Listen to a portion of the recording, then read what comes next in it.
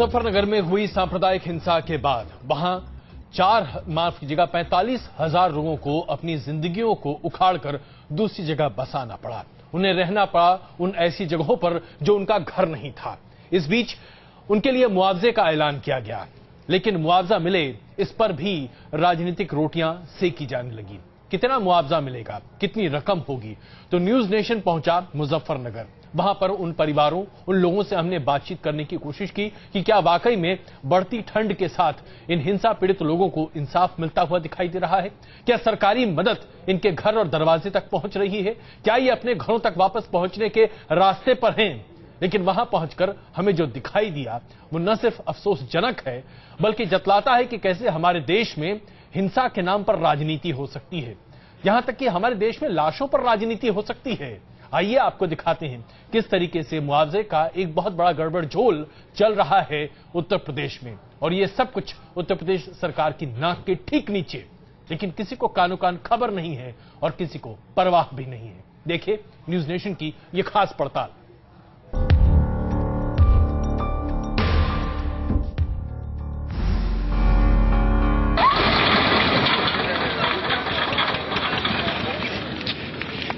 मुजफ्फरनगर हिंसा को तकरीबन 3 महीने का वक्त गुजर चुका है, लेकिन इतना वक्त बीत जाने के बावजूद हिंसा पीड़ित कई परिवार राहत शिविरों में रह रहे हैं। कई लोगों के लिए इस तरह की जिंदगी जीने की वजह मजबूरी है, क्योंकि उनके आशियाने उजड़ चुके हैं। लेकिन कुछ लोगों के लिए ये राहत शिविर पैसा कमाने का जरिया बन चुके हैं। न्यूज नेशन को खबर मिली थी कि मुजफ्फरनगर हिंसा के पीड़ितों को दिए गए मुआवजे में कई अनियमितताएं थीं, और जब न्यूज नेशन की टीम ऐसे लोगों से मिली तो इन खबरों की हकीकत उजागर हो गई। मैं माननीय उच्चतम न्यायालय में याचिका आयोजित की, मैंने इसमें आपत्ति डाली थी। ये पैसा नियमानुसार मिलना चाहिए। मैं खुद ही देख कर बता दूं कौन कहाँ है। दरअसल मुजफ्फरनगर में हिंसा प्रभावित लोगों को राहत पहुंचाने के लिए सूबे की सरकार ने एक मुआवजे की योजना शुरू की थी, जिसके मुताबिक हिंसा प्रभावित परिवारों को दोबारा बसाने के लिए 5 लाख रुपए का मुआवजा घोषित किया गया था, और मुआवजा देने की बिना बनाया गया घर का चूल्हा। सरकार ने हर घर के चूल्हे के लिए 5 लाख रुपए देने का ऐलान किया था। मुआवजा वितरण से पहले ही बिल्कुल ये स्पष्ट कर दिया गया था कि परिवार की परिभाषा क्या है। एक रसोई से, कॉमन किचन से कोई भी खाना खा रहा है वो परिवार एक परिवार कहलाता है। एक घर में रहने वाले ऐसे जितने भी कॉमन किचन के लोग हैं वे सब एक परिवार कहलाते हैं। तो जितनी भी कॉमन किचन्स पाई गई उसके अकॉर्डिंग सर्वे कराया गया था। 901 परिवार पूरे चिन्हित हुए थे। इसमें हो सकता है कि एक घर के अंदर 3 जगह अलग अलग किचन चल रहे हैं तो 3 परिवार हों, एक घर में एक किचन चल रहा है तो एक ही परिवार हो। सरकार का इरादा दंगा प्रभावित लोगों की मदद करना था, लेकिन कुछ मामलों में उल्टे ही नतीजे सामने आए। कुछ लोगों ने एक घर में 2-2 चूल्हे दिखाकर 5 लाख रुपए के मुआवजे को 2-2 बार हथिया लिया, और सरकारी पैसे की बंदर बांट शुरू हो गई। न्यूज नेशन की टीम मुजफ्फरनगर के काकड़ा गांव में पहुंची। यहां हमने हिंसा प्रभावित परिवारों की एक लिस्ट हासिल की। इस लिस्ट में मुआवजा हासिल करने वाले एक शख्स का नाम है बशीर पुत्र नसरुद्दीन। हिंसा प्रभावित होने की वजह से चूल्हे पर मुआवजा देने की योजना के अंतर्गत बशीर को 5 लाख रुपए मिले, लेकिन इसी लिस्ट में एक और नाम हाशिम पुत्र बशीर का है, और हाशिम को भी मुआवजा स्कीम के मुताबिक 5 लाख रुपए मिले हैं। यानी एक ही परिवार को 2 बार 5 लाख रुपए का मुआवजा मिला, जो राहत योजना के नियमों के खिलाफ है। एक परिवार को 2 बार मुआवजा दिए जाने के इस गड़बड़ झाले को समझने के लिए हम बशीर के घर के अंदर गए। एक मंजिल के इस घर में सिर्फ 2 कमरे थे, और इन कमरों के सामने मौजूद था सिर्फ एक चूल्हा, जो साफ साफ बता रहा था कि न तो कोई बशीर का पुत्र हाशिम का दूसरा परिवार था और न ही घर में कोई दूसरा चूल्हा। लेकिन तब भी उसने 5 लाख रुपए का मुआवजा हासिल किया। कितने घर हैं जिन्होंने एक घर है लेकिन बहुत सारा पैसा निकाला? ऐसे कम से कम 10 घर होंगे यहाँ पे। कितने पैसा निकाल लिया इन लोगों ने? किसी को 10 लाख मिला, किसी को 25 लाख मिला है। एक आदमी के 4 लड़के हैं, उसको 5-5 का मिल रहा है। कैसे मिल रहा है? मतलब ये अपना सेटिंग है सरकारी अमले से? सरकारी अमले सेटिंग है इन लोगों का, और क्या है।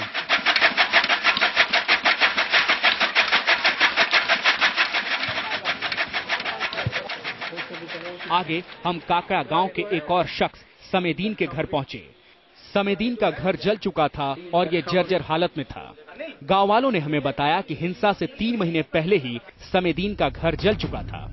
बावजूद इसके समेदीन के परिवार के 3 सदस्यों मौसम, शकीना और निजामुद्दीन के नाम पर मुआवजे का पैसा उठाया गया। इतना ही नहीं, इस घर में सिर्फ एक चूल्हा था, जबकि मुआवजा 3 चूल्हों के आधार पर दिया गया। हमारी पड़ताल के बाद ये तो साफ हो गया कि हिंसा प्रभावित लोगों के लिए जो मुआवजा दिया गया था उसमें नियमों का उल्लंघन किया गया, और ये सब हुआ सरकारी अमले की नाक के ठीक नीचे।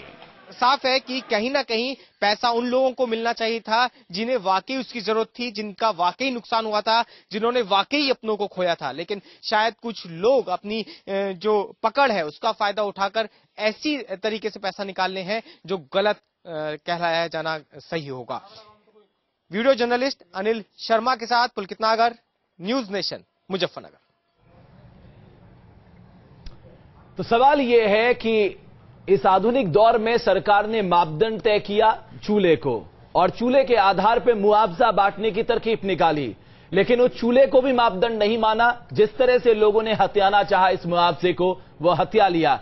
एक परिवार में एक चूल्हा, लेकिन उसके 3 परिवार के लोगों को मुआवजा मिला, यानी मिलना था 5 लाख, मिला 15 लाख। और ऐसे कितने लोग न जाने होंगे जिनको एक चूल्हे के लिए भी मुआवजा नहीं मिला। पार्टी से मेरे साथ जुड़ेंगे राजीव त्यागी साहब, समाजवादी पार्टी से मेरे साथ जुड़ेंगे भुक्कल नवाब साहब, और भारतीय जनता पार्टी से हमारे साथ जुड़ेंगे विजय सोनकर शास्त्री साहब। मेरा पहला सवाल भुक्कल नवाब साहब आपसे, अगर आपने चूल्हे को मापदंड बनाया है तो उस मापदंड के आधार पर मुआवजा नहीं बांटा गया, अखिलेश जी को यह समझ में क्यों नहीं आ रहा है कि दरअसल बंदर बांट हुई है मुआवजे के नाम पर?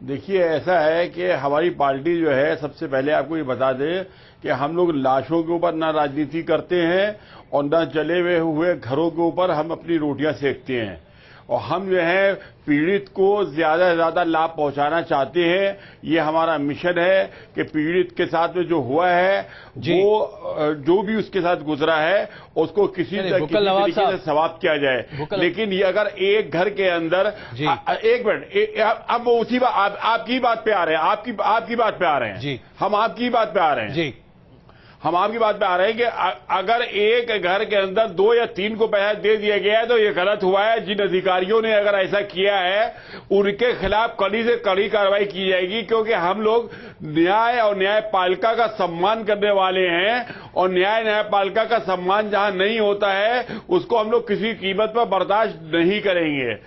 अगर जिन अधिकारियों, ये देखिए उन लोगों जो कैंप में रह रहे हैं, भुक्कल नवाब साहब आप जो बात कह रहे हैं कि जिन अधिकारियों के खिलाफ आप कार्रवाई करने की बात कर रहे हैं, हम आपको उन तमाम लोगों के नाम, पते और घर के साथ दे रहे हैं जिन्होंने एक की जगह 2 या 3 मुआवजे की रकम यानी कि 5-5 लाख की रकम ली है, किश्त ली है। आप चाहें तो कार्रवाई कर सकते हैं न्यूज नेशन की इस रिपोर्ट के बाद। क्या आप जैसे ही यह कार्यक्रम खत्म होता है वैसे ही अपनी सरकार के तमाम लोगों से बात कर 100% ये भरोसा न्यूज नेशन के दर्शकों को देते हैं कि आप फौरन कार्रवाई करेंगे और संबंधित अधिकारियों को तुरंत या तो निलंबित करवाएंगे या उनके खिलाफ सख्त से सख्त कार्रवाई करवाएंगे?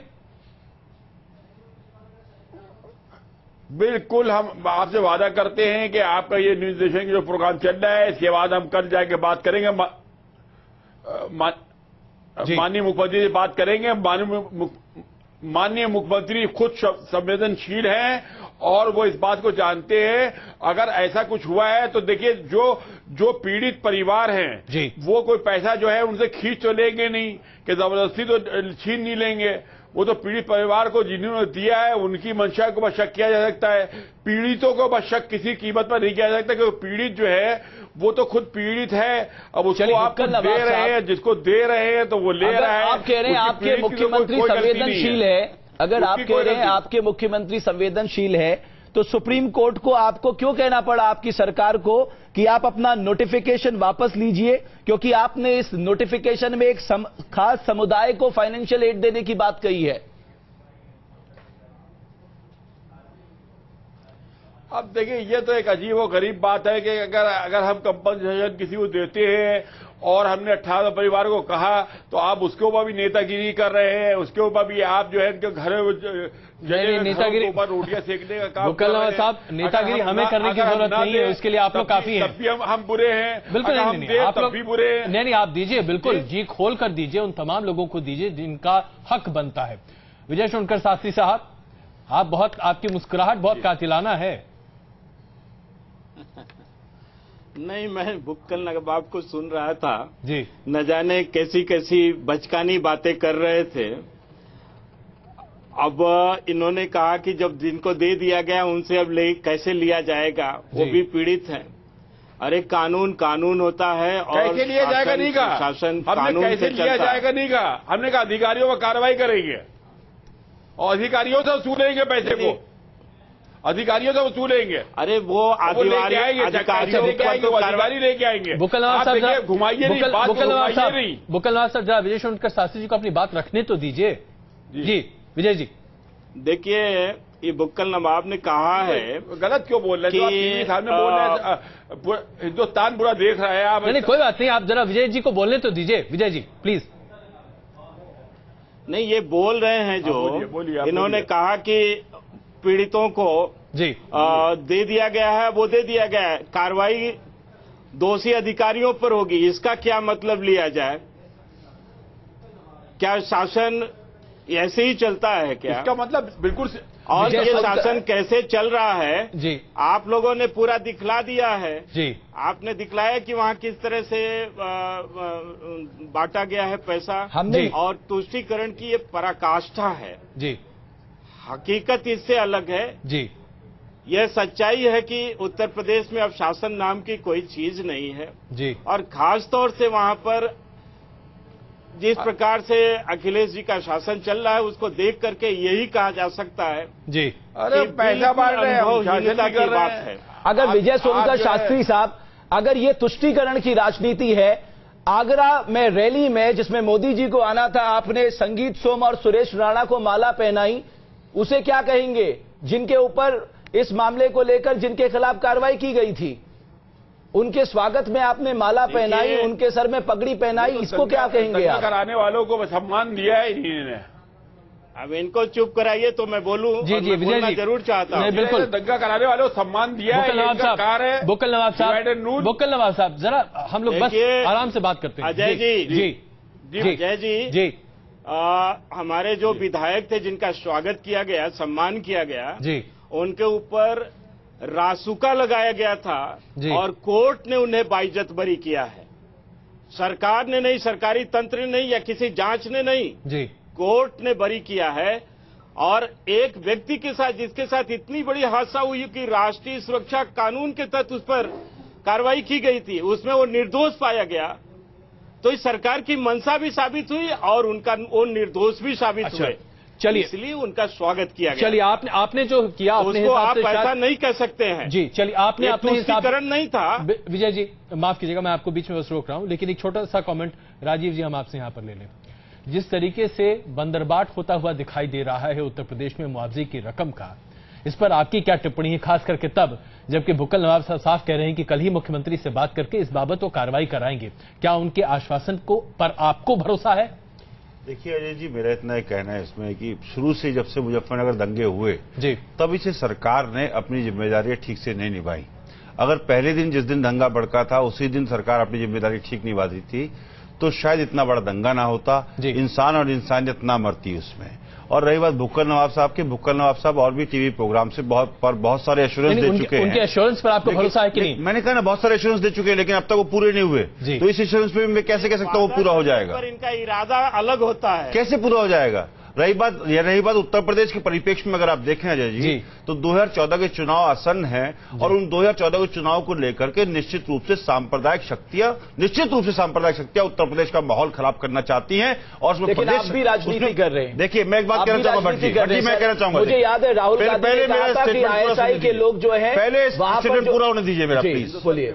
मैं आपको स्पष्ट कह देना चाहता हूं भट्ट जी, कांग्रेस पार्टी का हो, भारतीय जनता पार्टी का हो, समाजवादी पार्टी का हो, बहुजन समाज पार्टी का हो, लोकदल का हो, किसी नेता की तो मृत्यु नहीं हुई ना इन दंगों में, किसी पार्टी के नेता की तो मृत्यु नहीं हुई। आम आदमी मरता है दंगों में। राजनीति मेरा कहने का मतलब सिर्फ इतना है कि जो भी दंगा करे या करवाए उसकी जगह शिक्षा होनी चाहिए, शिक्षा के पीछे होनी चाहिए। लेकिन आप लोग राजनीति कर रहे हैं, आप मानिए आप राजनीति कर रहे हैं। राहुल गांधी का ये स्टेटमेंट की आईएसआई के लोग जो युवा हैं उनको अपनी ओर खींच रहे हैं। आपने परसों ही एक कैबिनेट से डिसीजन लिया, मैं बता रहा हूं आपको, आपने डिसीजन लिया national commission for backward classes से, आपने कहा आप रिव्यू करिए, जाट आरक्षण दीजिए। क्या है आप राजनीति कर रहे हैं इन मुद्दों को लेकर, इसे मानिए आप लोग। अगर आप